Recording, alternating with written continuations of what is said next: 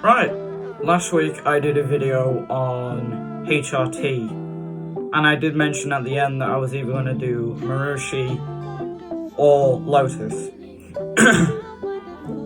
I've decided I'm going to do it in order. Since HRT lasted the least amount of times, I think I should do it in that type of order. So HRT lasted only 3 seasons, so I think the next one should be Lotus, as Lotus was the second one to go. So, simple as.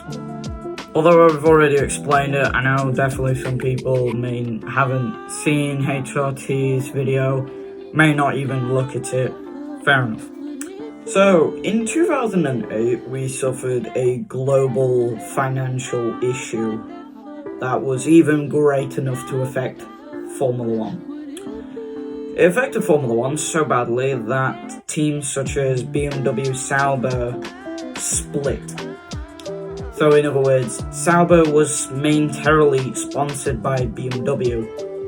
BMW then split off this deal and skedaddled out of Formula One. Toyota pretty much did the exact same thing, except they were just a prime team. They were a complete team. They used the last of their money to last in the 2009 season before pulling out of the sport. Honda pulled out of the sport pretty much on the get-go. As soon as they started getting into hot water with money-related things, they were gone. And as we know, they were replaced by Braun GP, who completely dominated 2009 season, before then again being replaced by Mercedes. In this replacement of these 3 teams came new 3 teams. These would be HRT, or Hispanic Racing, Virgin Racing, which would then turn into Marushi, then Mana Racing, and the one that we're going to be talking about, Lotus, or Team Lotus, or Caterham. I don't really care what you call it, it's one of the f***ing 3.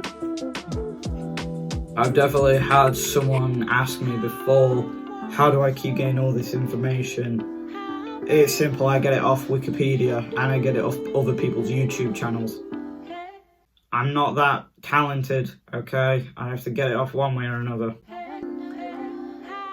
So, in 2009, Lotus, and before any of you even say, wait, I thought Lotus was this type of team and this type of thing, I'm getting to it, right? Calm the f*** down.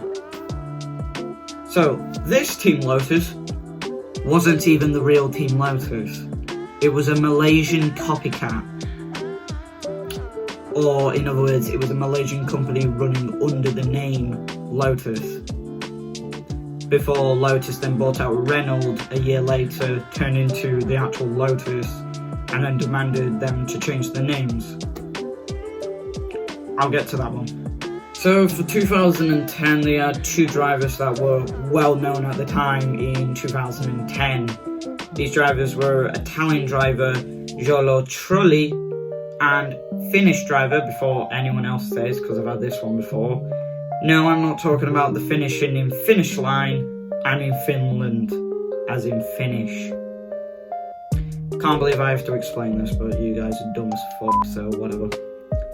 Finnish driver, Heikki Kovalainen. I know I pronounced it wrong last time, I called him Heikki Kovalainen. My mistake, I went full Michael Jackson then.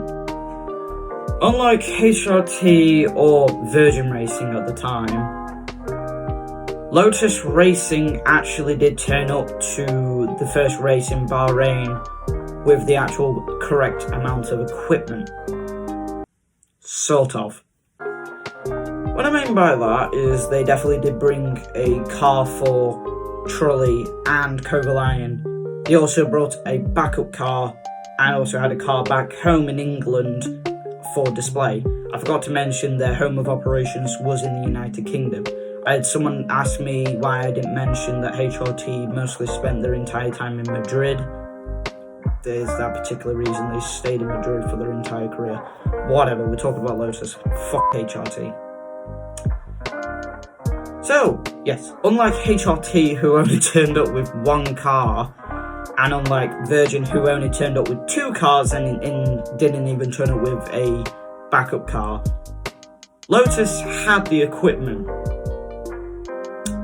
It's just that the base of operations back in England wasn't finished, and when they actually did try to go out on the track, their car ran into multiple issues, mostly relating to their hydraulics and their electricals.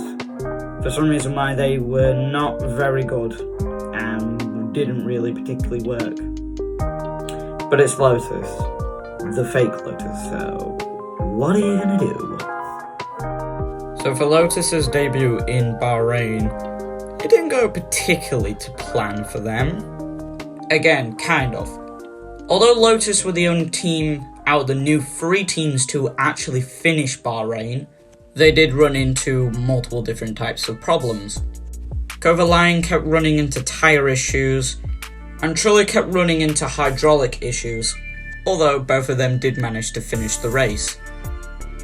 Again, kind of. Kovalainen finished in 15th, although 2 laps down. Trulli kind of finished. On lap 46 out of 47, he finally had to pull over due to his hydraulic issues, although the FIA counted him as finished, coming in 17th. Australia was another tough battle, with Heikki Kovalainen coming in 13th. But what about Trulli, you say? Well, he didn't even start due to, well, of course, hydraulic issues. It's always the hydraulics. In Malaysia, they still ran into multiple issues, with Kovalainen running into more hydraulic issues and finishing in 18th. While German driver Timo Glock collided with the back of Jarno Trulli, although Trulli was able to finish the race coming in 17th. However, both drivers were lapped multiple times.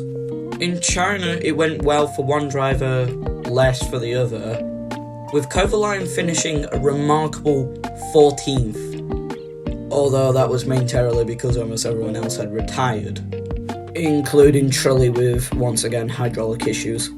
In the Spanish Grand Prix, Trulli finished a remarkable 17th, although 3 laps down, and Kovalainen didn't even start the race due to a gearbox-related problem.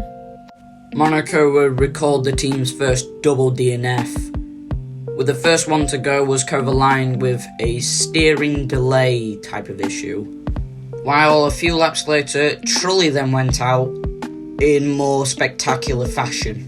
Trulli was fighting HRT driver, Indian driver Karun Chandok for 14th.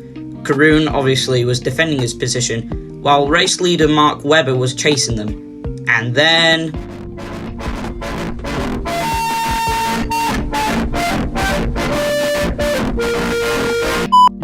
Trulli decided fuck it and just went over him. This of course ended both of these drivers' races, as well as Kovalainen a few laps earlier with his steering issue. So Lotus now has their first double DNF, which is something no team ever fucking wants. The Turkish Grand Prix was another double DNF for Lotus, and also was a double hydraulic malfunction. Kovalainen was the first to go on lap 32 due to his hydraulic issue. Then 1 lap later on lap 33, Trulli then pulled into the pits due to his hydraulic issues. I really don't know what it is with Lotus and these hydraulic issues, but they're a good fucking pair. In Canada, Kovalainen finished 16th, while Trulli retired on lap 42 due to vibrations after a spin. It's my favourite track, Valencia. You know, before it was abandoned in 2012. And on its first race, has the most well-known crash in probably F1's history at the time. Am I not wrong, Mark? Australians and their anger issues. That's a British joke. Anyway, I apologise for that cringy moment. I just wanted to make a joke, and it's not funny. But anyway. Red Bull racer Mark Webber was trying to overlap Kovalainen, and Kovalainen went to defend his position, which he really shouldn't have done because he had the blue flags, and then it resulted in this collision.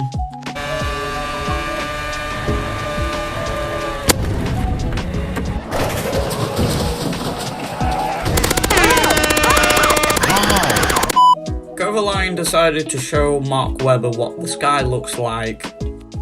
For some reason why Mark Webber has a thing for flying around while racing. The slower cars see them. Here we go. Oh my god! Oh my god! The Mercedes has taken off.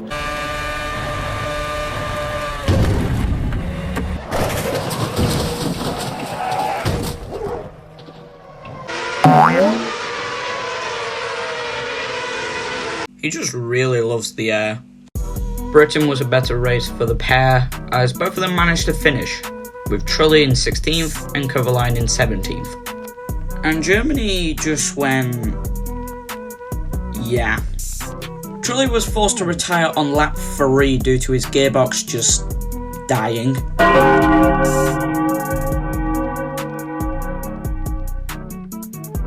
On lap 50, Brazilian driver Lucas de Grassi ended up colliding with Kovalainen, which broke his car. Kovalainen tried to continue, but 6 laps later had to retire due to damage. The Hungarian Grand Prix was the best result for Lotus so far, with Kovalainen coming in 14th and Trulli in 15th. So I think we should celebrate. Take it away, me. Is that good? It was alright, but piss off. Oh, okay. Jesus. Yeah, shoo. Fucking weirdo, bringing one of them to a video. Fucking weirdo. Fuck you, you mother. The Belgian Grand Prix was probably one of the cleanest races we had. That was until the last few laps. Sebastian Vettel got stuck in full throttle and decided to take out Button. Rubens Barrichello decided to take out his former team, Ferrari. And Ferrari driver Fernando Alonso just spun and crashed. And so what about our drivers? They were mostly just fighting amongst each other at the back of the grid. That was until the very end when Trulli spun around. But regardless, they did finish in good positions. Trulli finished 19th and Kovalainen finished 16th. Italy was another case of went well for one driver, less well for the other. Italian fan favourite Trulli had to retire on lap 46 due to, once again, his gearbox failing.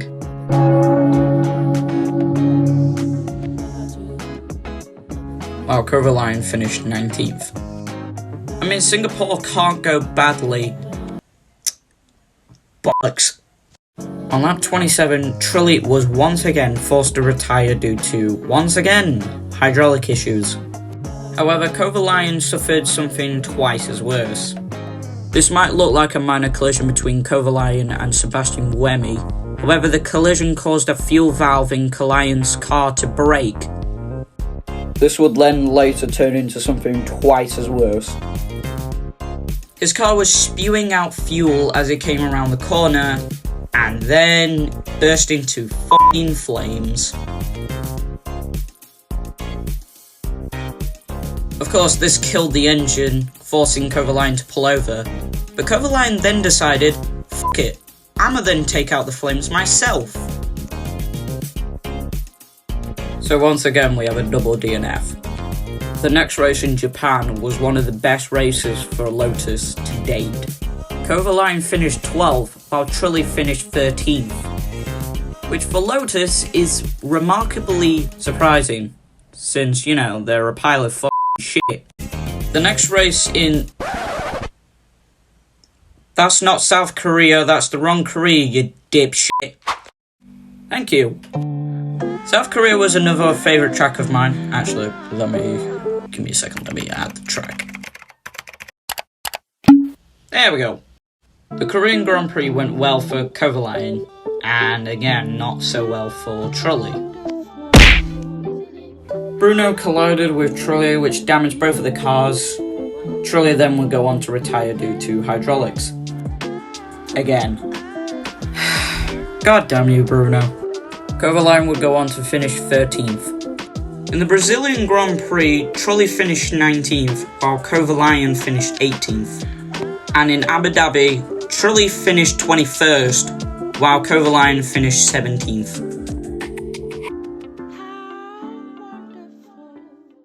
So now we're in 2011. Some cars have changed, and even some teams.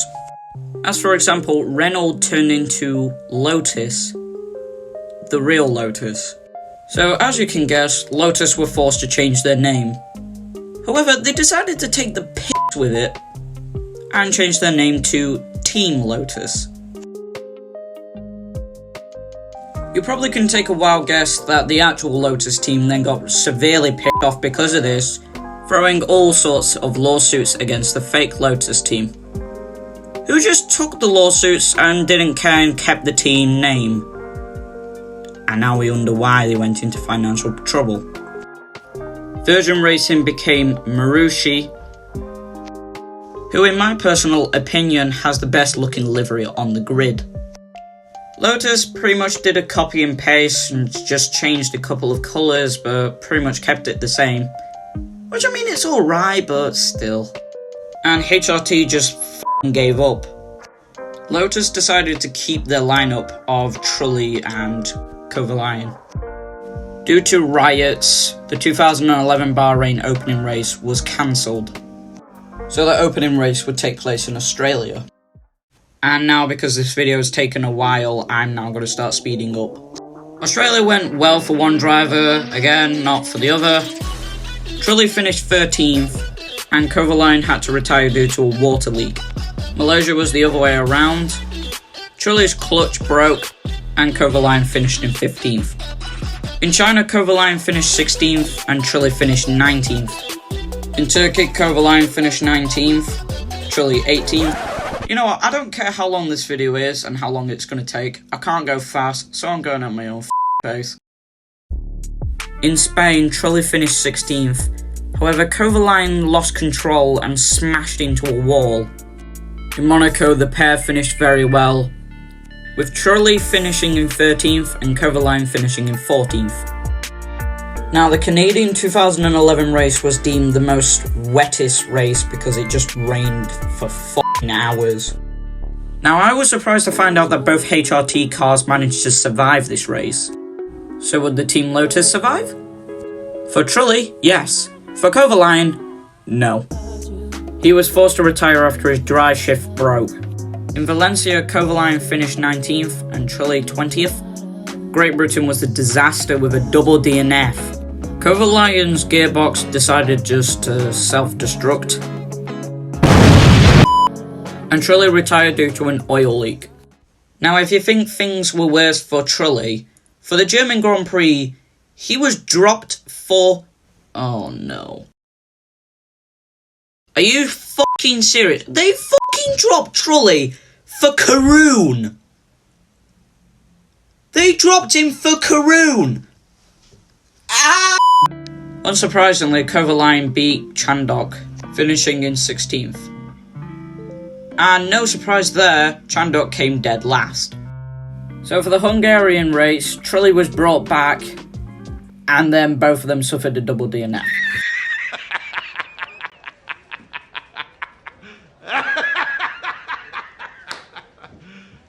You serious? Trulli suffered a water leak and retired on lap 17, and then Kovalainen suffered the same fate on lap 55.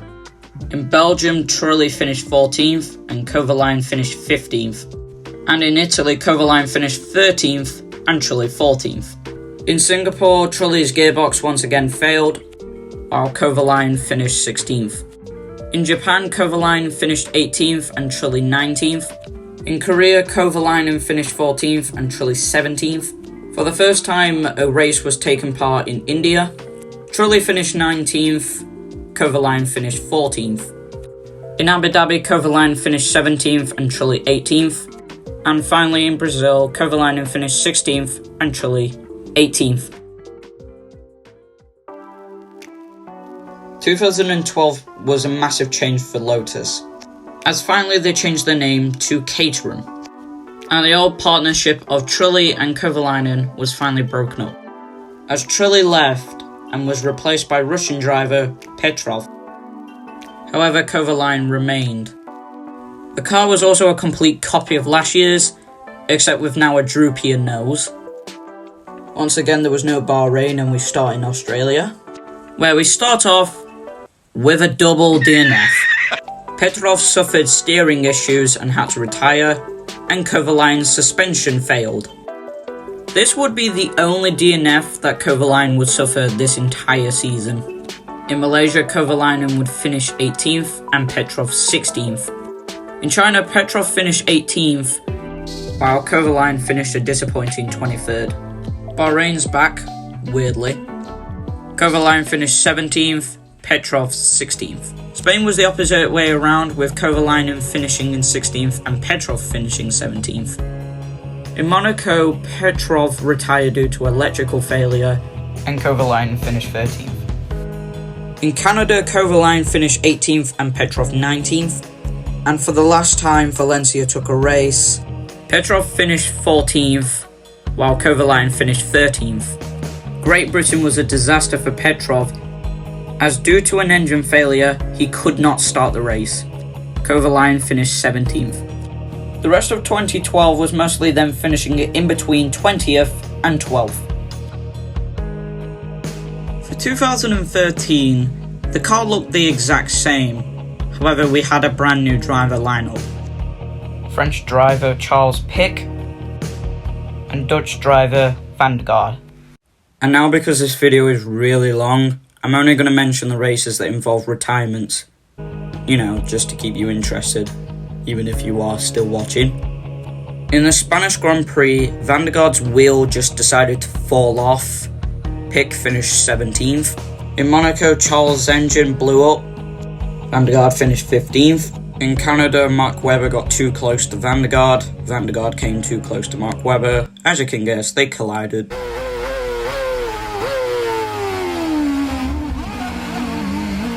Van der Garde's suspension was broken and he had to retire, and Mark Webber got a penalty. In the Belgian Grand Prix, Charles had to retire due to an oil leak. In Japan, somehow on lap 0, Van der Garde and Jules Bianchi collided with each other, so both had to retire.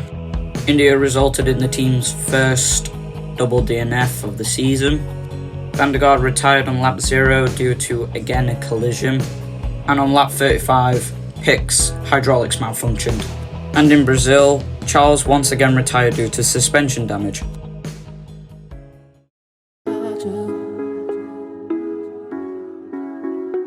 "2014 was a massive change for Formula One.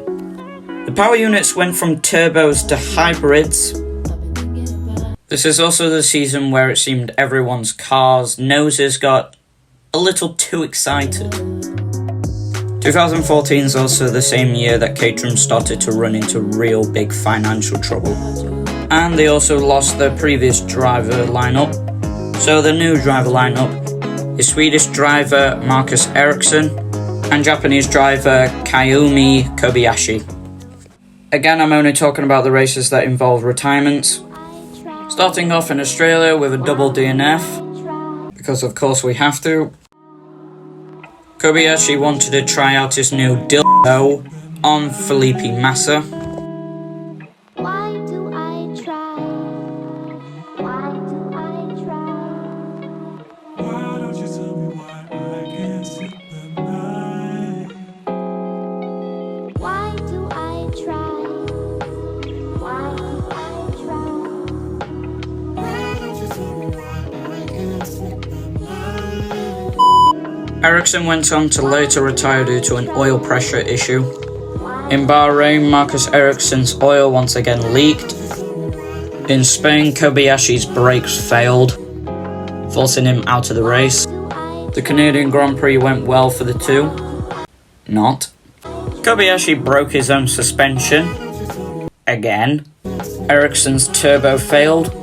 I will say in the Canadian Grand Prix, neither driver could keep themselves on the road. Especially Ericsson. Okay, so he was coming out of 3 and he skidded all the way. Turn 8 and 9, he's got a lot of curb, picks up the throttle, back end says, "You've got to be kidding me." There's the angle again. You might be able to see from this angle. Oof, dear. In Britain, once again, Ericsson breaks his suspension. Hungary was another double DNF. Ericsson went flying off the road. it's going to do now. And by the time, here's the replay of the Ericsson crash. Yeah. Oh dear, Martin. just as well that car's got a... Kobayashi's fuel system malfunctioned. For the Belgium Grand Prix, Kobayashi was dropped for German driver Andrea Lotti, then went on to retire on lap 1 due to an electrical issue and quit his job. So Kobayashi's back. And then he failed to start Singapore due to an oil leak. The Japanese Grand Prix went absolute tits up for Caterham. They once again tried replacing Kobayashi with another driver, this time with 19-year-old Spanish driver Roberto Mendy, who in free practice got into a spin